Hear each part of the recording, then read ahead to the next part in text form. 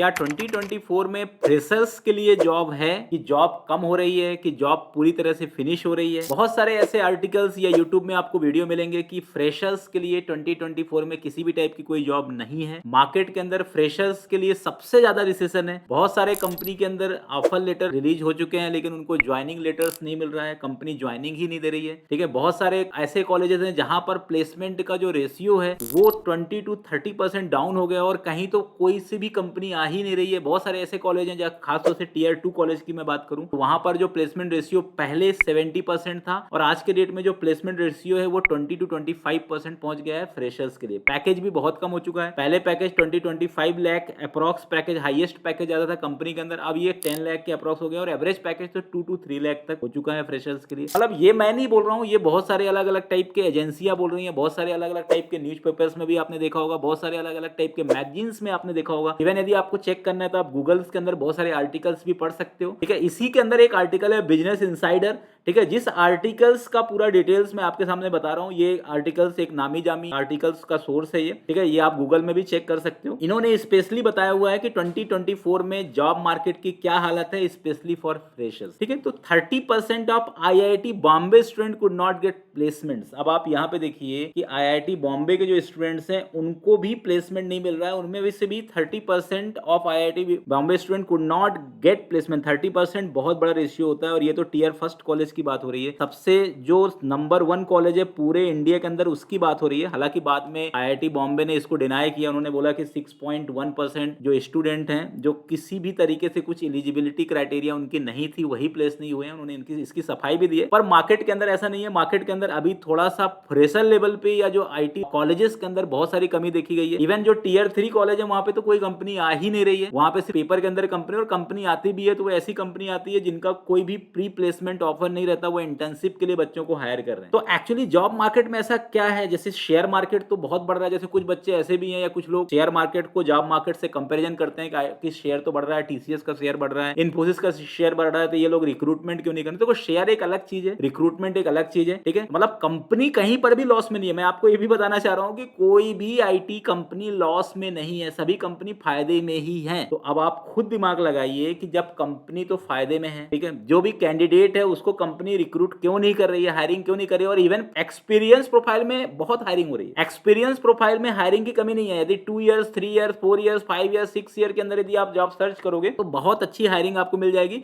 यदि कोई experience candidate, यदि अच्छा टेक स्किल है उसके पास, ठीक है, मॉडर्न स्किल्स यदि उसके पास है तो उसको जॉब मिल रही है। लेकिन प्रॉब्लम कहां पर आ रही है? फ्रेशर एंड पे आ रही है। तो इसके लिए आपको सोचना पड़ेगा कि ऐसी प्रॉब्लम क्या है। तो मैं आपको उसका एक रीजन बताता हूं, ये मैंने एनालिसिस किया है। हालांकि बहुत सारे आपको एविडेंस भी इसके मिल जाएंगे कि पहले जो ग्रेजुएट होते थे, मान लो 50 लाख ग्रेजुएट हुए, तो पहले आईटी के अंदर वो 2 या 3% ग्रेजुएट ही आईटी के लिए प्रिपेयर करते थे। लेकिन लॉकडाउन के बाद ऐसा हुआ है कि जितने भी ग्रेजुएट निकल रहे हैं उनमें से 30% ग्रेजुएट आईटी के लिए प्रिपेयर कर रहे हैं। अब जब 30% ग्रेजुएट आईटी के लिए प्रिपेयर करेंगे तो सीधी सी बात है जॉब मार्केट में जॉब थोड़ा सा फ्रेशर के लिए कम है और आप कैंडिडेट बहुत ज्यादा हैं। तो ये भी एक रेशियो हो सकता है कि कंपनी को बहुत सारे ऐसे टेक स्किल्स मिल रहे हैं कि उनको कॉलेज तक जाने की जरूरत ही नहीं है, उनके वेबसाइट में ही इतने भर भर के रिज्यूमे मिल रहे हैं या वहीं से उनको इतने सारे कैंडिडेट मिल रहे हैं कि कंपनी वहीं से उनको फिल्टर करके और शॉर्टलिस्ट करके रिक्रूट कर रही है। एक पर्टिकुलर ये भी हो सकता है कि कॉलेज के अंदर या फ्रेशर ड्राइव ना होने का सबसे बड़ा रीजन ये भी हो सकता है कि आज के डेट में हर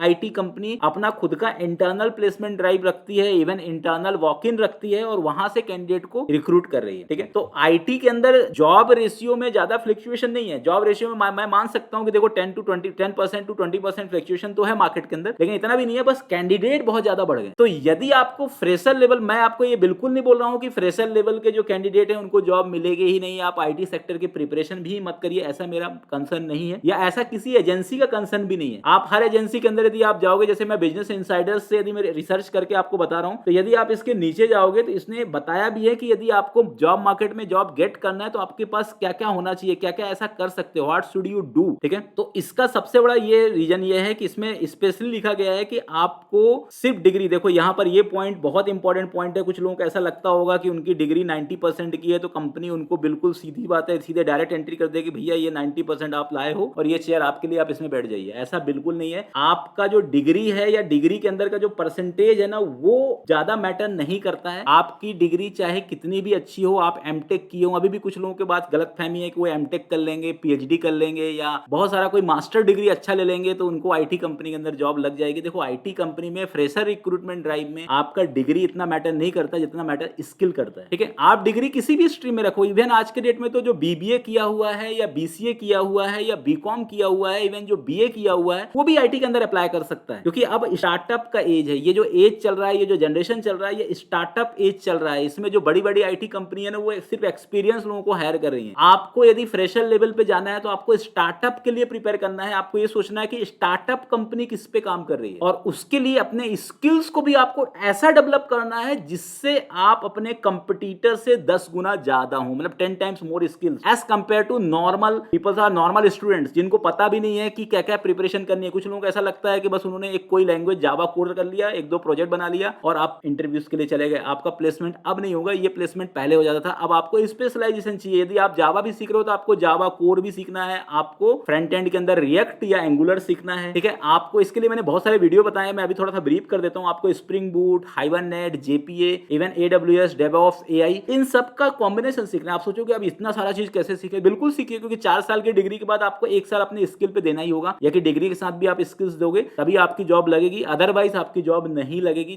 जॉब ना लगने का सबसे बड़ा रीजन यही है क्योंकि कंपनी को बहुत ही स्किल्ड लोगों की रिक्वायरमेंट। अब पहले जैसा जमाना नहीं है कि आपने थोड़ा बहुत कोर कंसेप्ट पढ़ा और आपकी जॉब लग जाए। देखो ये मेरा कंसर्न नहीं है, ये आर्टिकल्स के अंदर आप देख सकते हो। दूसरा ये है कि यदि आपको जॉब मार्केट में जॉब गेट करना है तो इसके अंदर एक दूसरा एडवांटेज भी है कि आपको बहुत सारे अलग अलग टाइप के जो जॉब पोर्टल्स हैं वहां पर भी पर डे आपको कुछ ना कुछ, मतलब पर मंथ आपको कुछ ना कुछ उसके अंदर अपडेशन करना पड़ेगा। इवन आपका जो सॉफ्ट स्किल्स है, पर्सनालिटी डेवलपमेंट है, कम्युनिकेशन स्किल्स है, इन पे भी आपको फोकस करना पड़ेगा। और सबसे मेन ये है कि जॉब मार्केट में जिसकी डिमांड है उसके लिए आपको प्रिपेयर करना पड़ेगा, ना कि आपको ट्रेडिशनल टेक्नोलॉजी के लिए प्रिपेयर करना पड़ेगा। हर आर्टिकल्स में आप देखोगे तो उसमें यही लिखा गया है कि जॉब मार्केट्स की नीड के अकॉर्डिंग आपको प्रिपेयर करना है। जैसे अब आपको एआई आ गया तो एआई का आपको सदुपयोग करना है, एआई को आपको यूटिलाइज करना है। ऐसा नहीं कि एआई के थ्रू आप लॉजिक बिल्डिंग का कोई काम है, आप सीख लर्निंग कर रहे हो तो आप एआई यूज करो। लर्निंग के टाइम पे आप एआई यूज मत करो। आपको चैट जीपीटी लर्निंग टाइम पे यूज नहीं करना है, आपको चैट जीपीटी प्रोजेक्ट डेवलपमेंट के टाइम पे करना है। आपको सिस्टम डिजाइन आप उससे कर सकते हो, प्रोजेक्ट के बारे में पूछ सकते हो, लेकिन जब आपको कोई कुछ चीज सीखनी है तो उसको आप बाय स्क्रैच सीखिए, क्योंकि आज के डेट में बहुत सारे लॉजिकल क्वेश्चंस भी रहते हैं जो इंटरव्यूज में पूछे जाते हैं और उसका आंसर हम नहीं देते। और मैं ये भी नहीं बोल रहा हूँ कि देखो अपॉर्चुनिटी आपको मिल रही है, मैं बोल पहले आपको 100 अपॉर्चुनिटी मिलती थी, अभी भी 25, 30, 40, 50 अपॉर्चुनिटी आपको मिल रही है। उस 40-50 अपॉर्चुनिटी को यदि आपको उसको